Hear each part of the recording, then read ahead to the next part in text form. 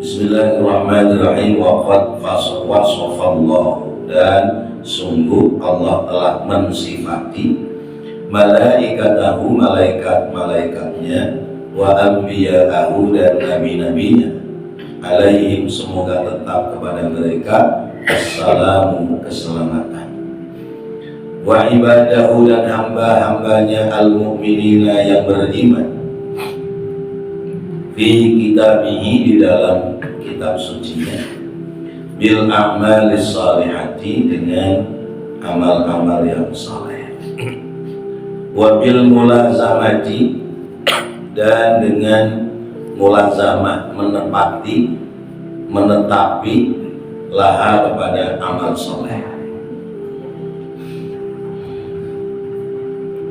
wal musari'ati, dan bersegera fiha, kepadanya, yakni kepada amal saleh, ma'al khaufi, disertai dengan rasa takut, wal khasyati, dan takut pula khasyah, wal isfaqi, dan kekhawatiran, wal wajali, dan berhati-hati.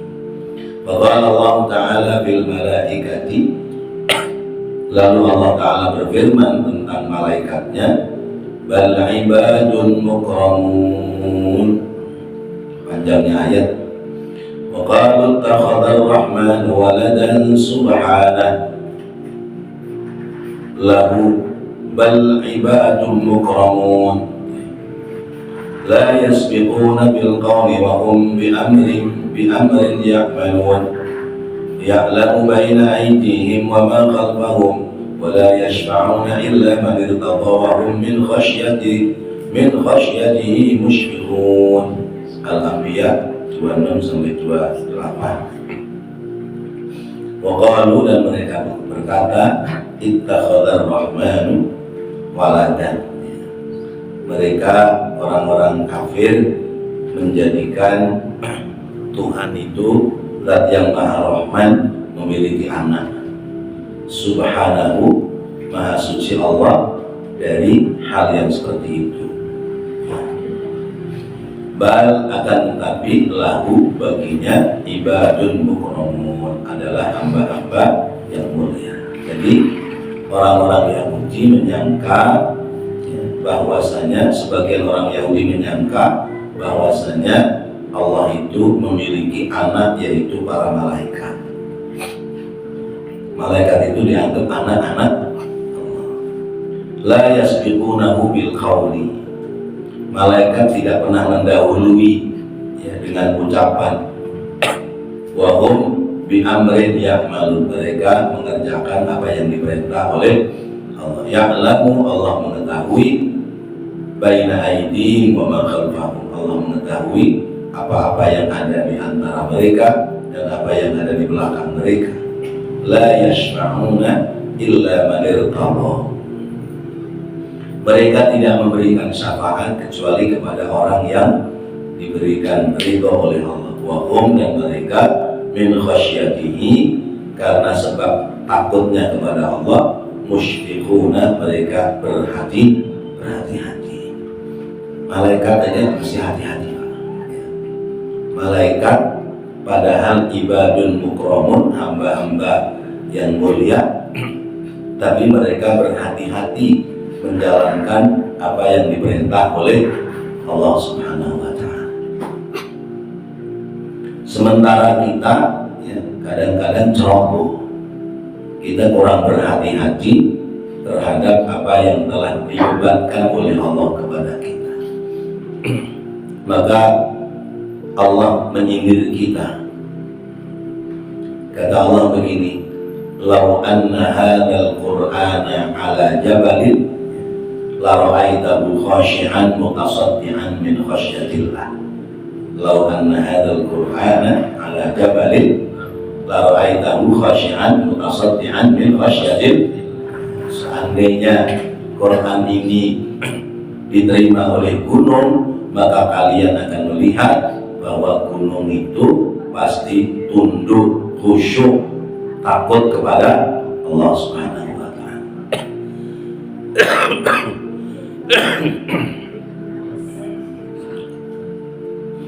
Jadi malaikat-malaikat Allah disifati oleh Allah, mereka adalah ba'dahu ibadun mukramun, ya. Mereka di sisi Allah adalah hamba-hamba yang mulia. Mengapa malaikat mulia? Karena malaikat itu tidak punya syahwat hawa nafsu. Karena malaikat tidak punya syahwat, tidak punya hawa nafsu, maka malaikat tidak akan bermaksiat. Orang terdorong berbuat maksiat itu kan karena punya syahwat, hawa nafsu, ya. Lihat perempuan cantik, pingin, ya. Akhirnya diintiri terus kemana-mana, ya. Itu tua, baik ya, diintiri aja kemana. Kalau lagi melayang dipoto, jalan lagi melayang dipoto lagi kerap, itu karena ada syahwat, ya. Malaikat kober nggak motor cewek, ada, karena malaikat nggak punya syahwat, nggak punya nafsu, maka nggak dipilih oleh Allah menjadi khalifah di atas bumi. Dalam pembicaraan para malaikat sempat pula bahwa ya udahlah kita aja yang ngurusin dunia, ya pasti dunia aman, kata malaikat. Kata Allah, nggak bisa. Orang ngurusin dunia itu kudu punya semangat. Kalau ngurusin dunia nggak ada semangat, nggak bakal itu berhasil. Ya. Nah, bagaimana nggak semangat? Kalau tanah jadi pakokin, itu kan semangat. Ya. Sampai sekian puluh kilometer. Nah, kalau malaikat yang nggak bakal semangat, kata malaikat, maka mana dipatok-patokin? Maka Allah mengutus malaikat yang paling taat, yaitu namanya Harut dan Marut. Harut dan Marut diutus untuk menghuni dunia. Dicabut sifat-sifat malaikatnya, dikasih syahwat hawa nafsu. Ada perempuan minta pengadilan karena didolimi oleh suaminya. Kata Harut dan Marut, ya boleh, tapi boleh nggak saya PDKT, gitu lah. PDKT boleh nggak? Kata itu perempuan, ya ntar kalau urusannya udah beres. Kalau urusannya belum beres ya jangan. Nah itu dalam satu riwayat tafsiran dari wa ma yu'allimani min ahadin illa ayyakula innama nahnu fitnatun fala takfur. Jadi kami ini diutus ke dunia jadi fitnah, maka jangan kufur nikmat, jangan kufur terhadap apa-apa yang sudah diberikan oleh Allah Subhanahu wa taala. Nah, malaikat disifati oleh Allah ibadun mukramun sampai kepada la yashfa'una illa man irtada wa hum min khasyatihi musyfiqun. Malaikat itu diberikan kewenangan untuk memberikan syafaat. Ya. Malaikat diberikan kewenangan untuk memberi syafaat. Tentu atas perintah Allah Subhanahu wa taala. Maka orang-orang kita kalau tawassul baca Fatihah kadang-kadang sampai kepada wal malaikatil muqarrabin.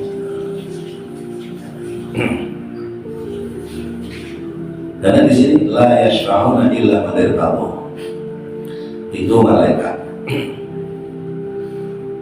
Kemudian wa qala ta'ala fil anbiya'i, Allah Ta'ala berfirman kepada para nabinya, ulaika alladziina yad'una yabtaguna ila rabbihimul wasilata ayyuhum aqrabu wa yarjuna rahmatahu wa yakhafuna 'adzabahu inna 'adzaba rabbika kana mahdura. Surah Al-Isra ayat 57. Para nabi juga disifati oleh Allah orang-orang lain. Kalau malaikat itu ibadun mukramun, hamba yang mulia. Kalau nabi-nabi, para rasul, mereka adalah orang-orang yang yabtaguna ila rabbihimul wasilah. Ulaika mereka itu alladzina orang-orang yad'una yang dalam berdoa yabtaguna ila rabbihim alwasilah, mereka berharap ada penghubung yang sampai kepada Tuhannya, ayyuhum aqrabu wa yarjuna rahmatah, di mana mereka supaya dekat kepada Allah dan mereka berharap rahmat Allah, wa yakhafuna adzabah, dan mereka takut akan siksa Allah. Inna adzaba rabbika kana mahdzura, karena sesungguhnya azab Tuhanmu itu adalah sangat ditakuti. Nabi dan Rasul, apa bedanya Nabi dan Rasul? Kalau Rasul pasti Nabi, kalau Nabi belum tentu Rasul. Dia bedanya apa? Bedanya itu, kalau Rasul diberikan wahyu kitab suci, maka membawa risalah agama. Kalau Nabi nggak membawa risalah agama. Nabi Musa, Nabi apa Rasul? Rasul. Ada kitabnya? Apa namanya? Taurat. Nabi Harun, Nabi apa Rasul? Nabi. Kenapa Nabi? Nggak punya kitab suci. Kitab suci ngikut siapa? Nabi Musa. Nah itu bedanya. Jadi ada Rasul, ada Nabi. Mungkin nggak para Nabi, para Rasul itu melakukan kesalahan? Ayo. Mungkin nggak Nabi dan Rasul melakukan kesalahan? Nabi itu punya sifat namanya maksum, terpelihara. Rasulullah itu dipelihara dari kecil, ya, dipelihara oleh Allah. Bayangkan zaman pemujaan patung-patung berhala di Ka'bah, itu kan kalau lagi sembahyangan, kalau orang di sini lagi sembahyangan kan pada bawa makanan. Bentar rapi sembahyangan, anak kecil pada nguber ngambil makanan. Ya, sajennya. Rasulullah nggak pernah, sekalipun beliau masih kecil, belum menjadi seorang Nabi, seorang Rasul, nggak ada keinginan ke situ. Itu contoh. Jadi Nabi dan Rasul itu tidak akan melakukan kesalahan karena mereka itu maksum, terpelihara, dipelihara oleh Allah Subhanahu wa Ta'ala. Tapi kalau kita kadang-kadang berbuat salah apa enggak? Iya. Kadang-kadang apa sering? Kita sering berbuat salah. Ya. Karena kita ini mahfuz. Ya. Kalau Rasul maksum, kalau kita mahfuz. Kita ini dijaga. Tapi namanya dijaga suka lengah. Tapi kalau dipelihara, dirawat, nggak ada lengah-lengahnya. Bagaimana nggak lengah? Lagi ngaji bawa HP di WA sama temannya. Lagi mana lo? Biasalah ngaji Pak, soalim lo ada dia. Ya iyalah, itu kan bekal buat kita besok di akhirat. Ntar habis ngaji kemana? Kagak kemana-mana sih di rumah. Ikut gua ya. Kemana? Sono, ke Jamada. Misalnya gitu. Ngapain emang sono? Wah, lu belum tahu. Lampunya aja dari luar terang kali begitu, apalagi dalamnya. Tapi kok gak punya duit? Gitu. Oh enggak, kita urusannya sama gua. Jangan itu. Ya. Ya. Berarti dia melakukan perbuatan dosa. Itu khilaf. Ya, khilaf. Tergiur oleh glamornya dunia. Ya. Tergiur oleh hingar-bingarnya dunia. Ada khilaf. Ya. Dan orang ini banyak khilaf gara-gara ya, kesenangan dunia. Ya. Jadi banyak khilaf. Orang korupsi itu kan khilaf dia. Ya. Gaji udah besar, ya. Tapi dia masih korupsi. Itu ada tamak dalam diri. itu lurah mana? Lurah Kohon. Ya. Lurah Kohon Serang tuh mobilnya berapa tuh? 12. Ya. Malah yang paling mahal tuh Rubicon. Motornya kayak Solo. Rumahnya waduh mewah. Tapi sekarang kemana dia? Hilang. Tapi gitu. Orang kalau jalannya nggak pas, nggak benar, akhirnya merepotkan diri sendiri. Kata tetangganya, hebat sih. Coba gua yang jadi lurah, begini lah pasti. Tapi begitu nanti ditangkap polisi, diadili, kata dia apa tetangganya? Alhamdulillah, untung gua kagak kayak dia, pasti gitu. Untung gua kagak kayak dia.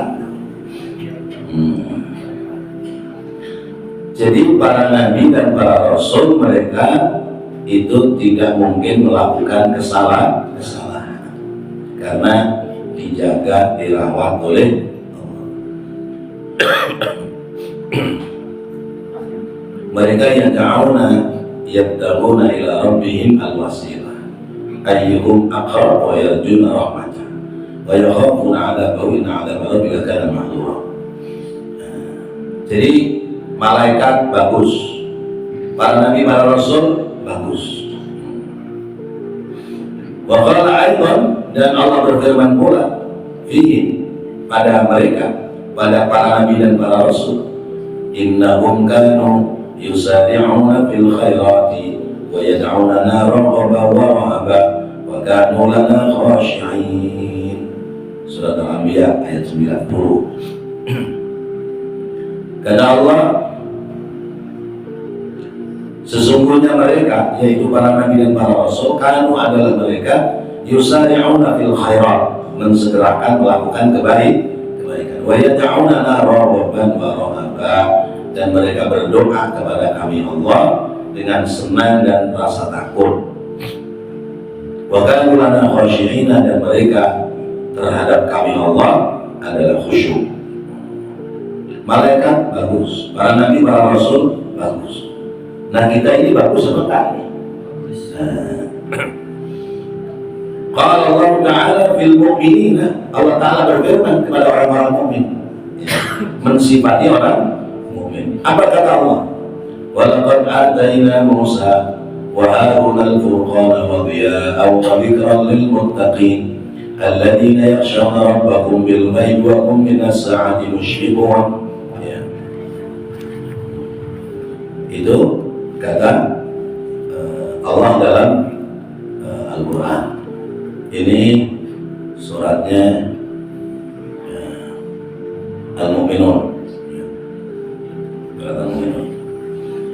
Jadi sungguh aku telah berikan kepada Musa dan Harun, yaitu Al-Furqan, pembeda antara yang hak dengan yang batil, wadiyaan, dan menerang, wadikron, dan peringatan, ya, dikron, peringatan atau sebutan, lil muttaqina, bagi orang-orang yang bertakwa. Siapa orang bertakwa? Alladzina yakhshawna rabbahum bil ghaib, mereka adalah orang yang takut kepada Tuhannya bil ghaib, baik dalam kesendirian, sendiri takut kepada Allah, tempat ramai juga takut kepada Allah. Jangan gayanya takut kepada Allah kalau di tempat ramai, kalau sendiri nggak ada takut-takutnya sama Allah. Ya. Dikirim video apa teman, ya, udah karuan itu video geblek, ya, video geblek. Di tempat keramaian berani nggak buka? Nggak berani. Ya. Tapi begitu sendiri, itu berarti kita belum sampai kepada yakhshawna rabbahum bil ghaib. Jadi ini berat. Kalau di tempat ramai mah kita bisa menampakkan rasa takut kepada Allah terhadap orang lain. Kesono kemari pakai sorban aja kelihatannya udah alim kita. Ya. Sono kemari pakai sorban, ya, selebetan sarung, ya, peci putih gitu, alim dia. Zahir baru zahir. Batinnya siapa yang tahu? Kecuali dirinya dengan Allah Subhanahu wa taala. Nah, orang mukmin itu yakhshawna rabbahum bil ghaibi wa hum minas sa'ati musyriqun, dan mereka khawatir tentang as-sa'ah. As-sa'ah peristiwa hari kiamat, baik itu kiamat sughra maupun kiamat kubra. Kiamat sughra kematian dirinya, kiamat kubra kematian seluruh alam. Kenapa? Karena kita ini pasti akan mengalami kiamat, pasti akan ada kematian. Ya, saya bahas tentang Isra Mi'raj. Ternyata Isra Mi'raj itu minal masjid ilal masjid, ya. Minal masjidil haram ilal masjidil aqsa. Nah, masjidil haram itu masjid yang dekat, masjidil aqsa masjid yang jauh. Nah, kita juga hidup kudu begitu, punya masjid dekat, punya masjid jauh. Masjid dekatnya di mana? Sejadah yang di rumah itu masjid dekat. Ya. Kalau rumah kita gede, bikin musola kecil-kecilan di rumah. Kalau rumah kita sempit, paling tidak kita punya sejadah khusus buat sholat di rumah. Nah, ini namanya masjid dekat. Terus Masjidil Aqsa, masjid yang jauh. Mana masjid yang jauh? Ya, musola masjid sekitar kita. Karena itu sekalipun dekat, ya, hakikatnya jauh. Buktinya, ya, jarang kita tengokin, ya. Sering kita lewatin, tapi jarang kita tengokin. Itu masjid jauh. Nah, hidup itu mula-mula sujud menandakan sholat. Coba bayi lahir itu sujud apa lari? Ya, sujud ya, sujud. Ya. Sujud berarti dia mengharap ridho Allah. Nanti akhir kesudahannya kemana dia? Orang itu terakhirnya dibawa kemana? Ke masjid. Kalau udah dipondok, ya kan? Udah dipakai kain kapan, dibawanya kemana? Ke masjid. Berarti minal masjid ilal masjid. Itu kalau ingin selamat begitu. Kalau ingin selamat, hidup ini adalah minal masjid ilal masjid. Wa qala aydan, dan berfirman pula Allah fihim, terhadap mereka, yaitu terhadap orang-orang mukmin, innal ladzina hum min khasyati rabbihim mushfiqun, ila qawlihi walladzina yu'tuna ma ataw wa qulubuhum wajilatun innahum ila rabbihim raji'un ulaika yusari'una fil khairati wa hum laha sabiqun.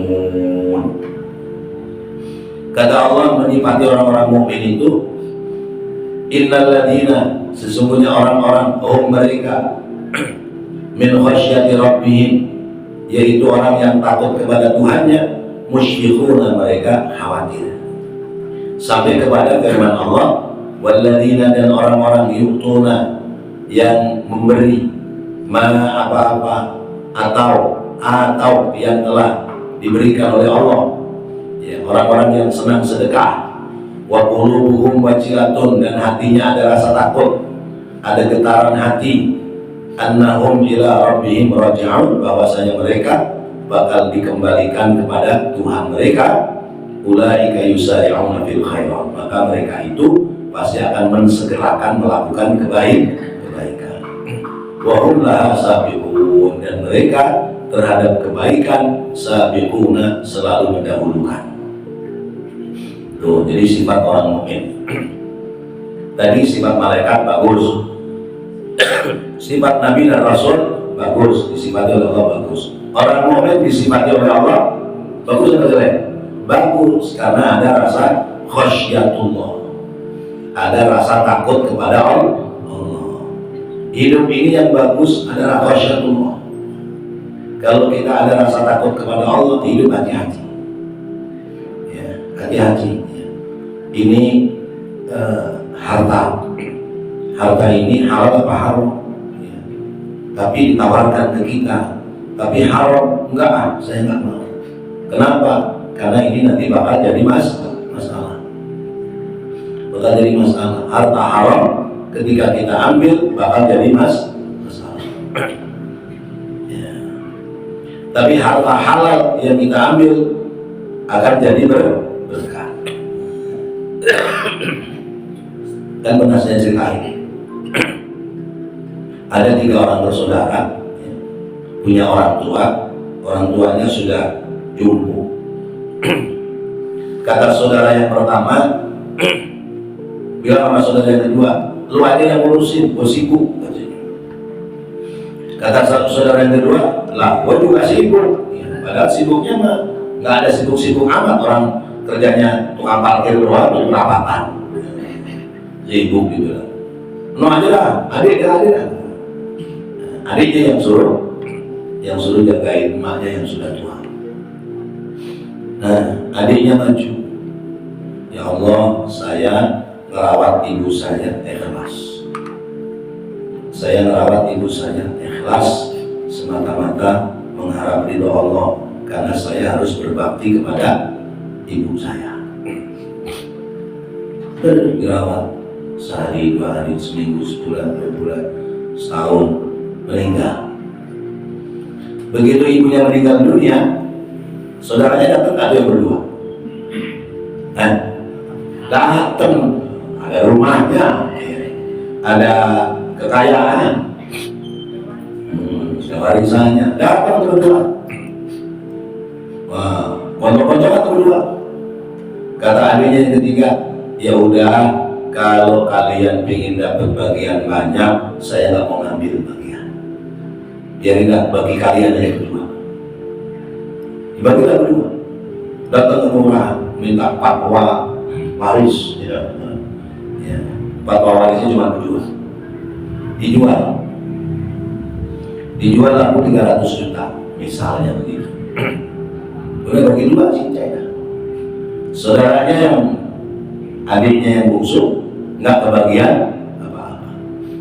Kata istrinya, bang, malah banget sih bang sama abang-abang lu gitu. Lah biarin dah, kita hidup mau nyari berkah. Ya tapi nyari berkah kalau nggak punya rumah bagaimana? Kan kita punya, biar kata kecil-kecilan kita udah bisa beli rumah sendiri. Udah biarin, lihatin aja abang-abang kita bagaimana tingkah polanya. Ya. Seminggu, 2 minggu, sebulan, 2 bulan, setahun, habis tuh duit. Ya, buat poya. Udah habis bagaimana dia? Udah hidupnya jadi sengsara, jadi susah. Adiknya yang istiqomah dalam kebaikan itu tetap jalan.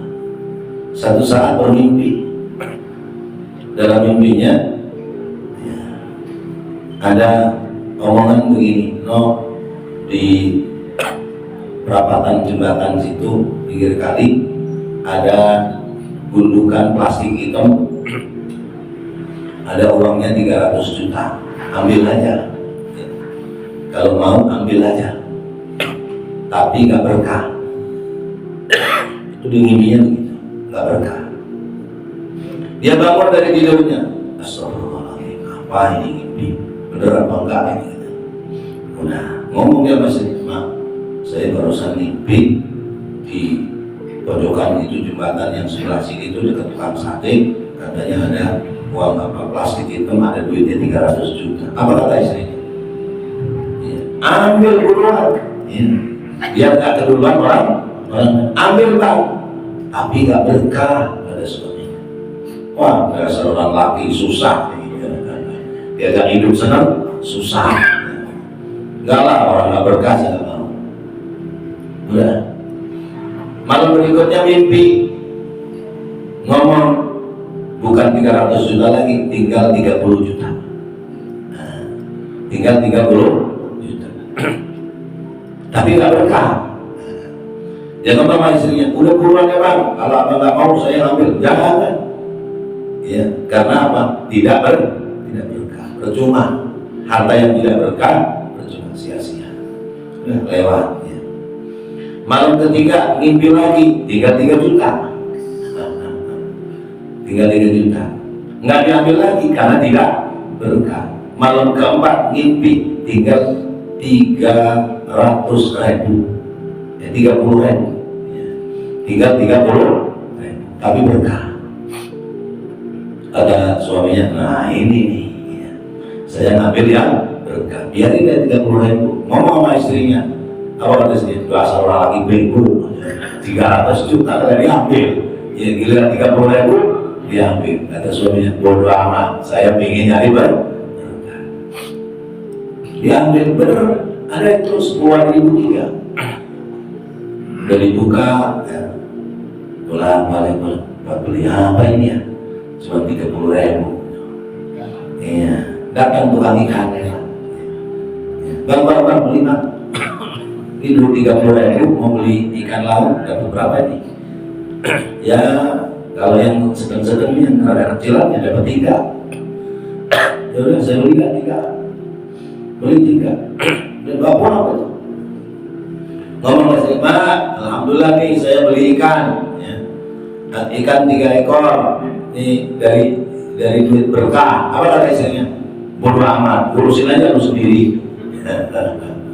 Bodoh amat, urusin sendiri lu.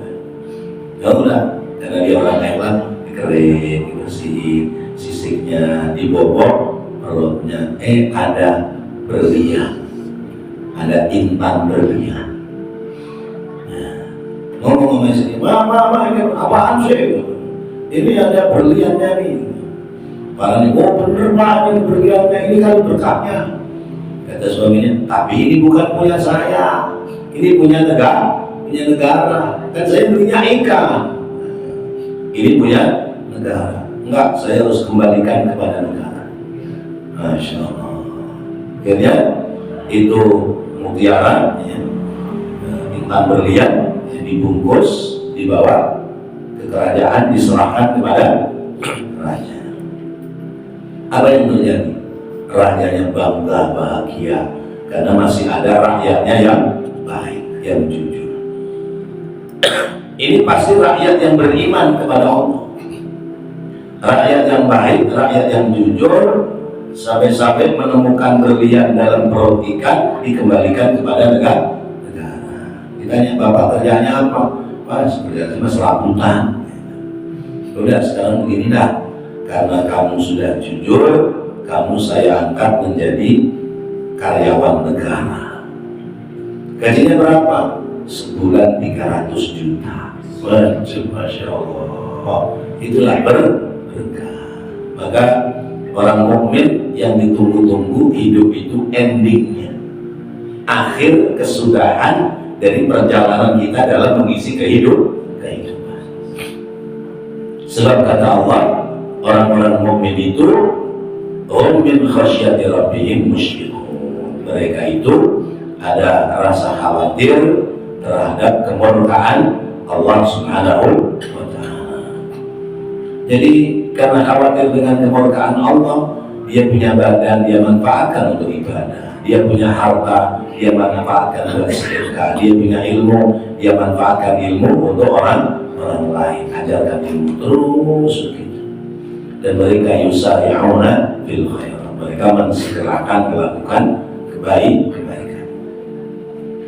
Walamma su'ilat Aisyatu, walamma sa'alat Aisyatu radhiyallahu anha, dan ketika Siti Aisyah radhiyallahu anha bertanya Rasulullah kepada Rasulullah SAW an qaulihi ta'ala, akan firman-Nya Allah Ta'ala, walladzina yu'tuna ma atau wa qulubuhum wajilatun, dan orang-orang yang mereka telah diberikan harta lalu hartanya disedekahkan kepada orang lain dan hati mereka itu wajilatun, ada rasa takut kepada Allah.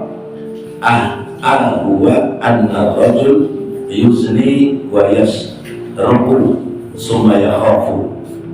Kata Siti Aisyah, bagaimana dengan orang yang berbuat zina, dengan orang yang mencuri, apakah dia ada wajilat qulubuhum, apa ada hati mereka takut kepada Allah? Qala, Rasulullah menjawab, la, tidak, bal huwa rajul yusalli wa yasumu wa yasadaqu wa yakhafu alla yuqbala minhu. Ini hadis, ya. Kata Rasul, enggak begitu. memang dia pernah berbuat zina, dia pernah mencuri, dia pernah melakukan kesalahan dan dosa, tapi akhir-akhirnya dia sholat, ya. Akhir-akhirnya dia sholat, akhir-akhirnya dia puasa, akhir-akhirnya dia sedekah, dan dia takut, ya, kalau ibadahnya tidak diterima oleh Allah Subhanahu wa Ta'ala. Maka orang-orang seperti itu disebutnya orang mukmin. Ya, kalau kita masih muda kan, zaman masih muda itu nggak selamanya mulus perjalanan kita. Ya, biasanya mah kalau muda mah pada geblek, jalannya pada benar, sholat nggak tidak, ya. Maksiat iya, berbuat dosa iya, ya. Ya. Nah, tapi di hari tuanya, ya, kemudian meninggalkan ini pekerjaan-pekerjaan yang tidak baiknya, ditinggalkan. Maksiat sudah enggak, tadi yang ke naik klub udah enggak, nonton juga udah enggak, paling nontonnya layar tancap, ya, ya, apa sausnya nonton dangdut, ya, nonton dangdutan pakai sarung, pakai baju koko, pakai peci putih, masih pakai sorban, malu dia videonya meliuk-liuk minggir, ya, minggir ke ampingan, ya, tapi masih ngelirik juga, ya, masih ngelirik juga dari kejauhan, wah cakep juga tuh videoan, ya. Tapi itu namanya ya khaufuna rabbah, ada rasa takut kepada Allah. Nah, ketika kita ada rasa takut kepada Allah, perlahan-lahan hal-hal yang buruk, hal-hal yang tidak baik yang biasanya kita kerjakan nanti terkikis, sampai pada akhirnya yang tersisa adalah kebaikan. Maka saya sering mencontohkan, ya, hidup kita itu ibarat gelas diisi air kotor. Gelas kita ibarat ada isi air kotor. Nah, air kotor itu kalau ingin bersih, maka Bapak kudu pindah tempat yang ada air bersih. Kalau sudah nemu air bersih, tuangin tuh air bersih ke dalam gelas yang terisi air kotor. Tuangin aja terus. Lama-lama air kotornya menjadi hilang, berganti air yang bersih. Nah, itu perjalanan kita begitu. Sehingga jangan sampai keduluan Israel. Maksud keduluan Israel itu, air gelas kita masih kotor, belum kita tukar dengan air yang bersih, Israel sudah datang. Nah, celaka ya, celaka. Atau sudah kita isi dengan air putih, air bening, tapi kadang-kadang lupa, ya, kita cemplungin kotoran lagi. Nah, itu segera kita bersihkan dan bersihkan, karena itu adalah cara-cara Allah menyelamatkan kita, orang-orang yang beriman. Berarti malaikat bagus, para nabi dan para rasul bagus, orang-orang mukmin bagus. Lalu siapa yang tak bagus? Ya, rivalnya malaikat siapa? Iblis. Ya, lawannya malaikat adalah iblis. Ada nggak iblis yang bagus? Ya, nggak ada bagus-bagusnya. Terus para nabi dan para rasul, ya, rivalnya siapa? Orang-orang kafir, Fir'aun, ya, Namrus. Zaman Rasulullah ya ada Abu Jahal, Abu Lahab. Itu. Jadi iblis, setan, deretan tidak bagus. Ya. Terus kemudian Fir'aun, deretan manusia yang tidak bagus. Nah, ke bawahnya orang-orang kafir, orang-orang yang mengingkari jalan kebenaran Allah, mereka juga deretan orang-orang yang tidak bagus. Deretan orang-orang yang bagus namanya Hizbullah. Mereka adalah tentaranya Allah. Deretan orang-orang yang jahat, orang yang tidak bagus namanya Hizbus Syaitan. Jadi ada Hizbullah, ada Hizbus Syaitan, ada tentaranya Allah, ada tentaranya setan. Dan kita ingin jadi tentara siapa? Kalau ingin jadi tentara Allah, tundukkan syahwat kita, tundukkan hawa nafsu kita, ya, kedepankan akal sehat, kedepankan kebenaran agama. Jadi kita selamat dunia sampai negeri akhirat, insya insyaallah. Wallahu a'lam bishawab. Mudah-mudahan menjadi ilmu yang bermanfaat. Rabbana taqabbal minna innaka antas samiul alim wa tub 'alaina innaka antat tawwabur rahim. Rabbighfir warham wa anta khairur rahimin. Wa sallallahu ala sayyidina Muhammadin wa ala alihi wa sahbihi wasallam. Walhamdulillahi rabbil alamin.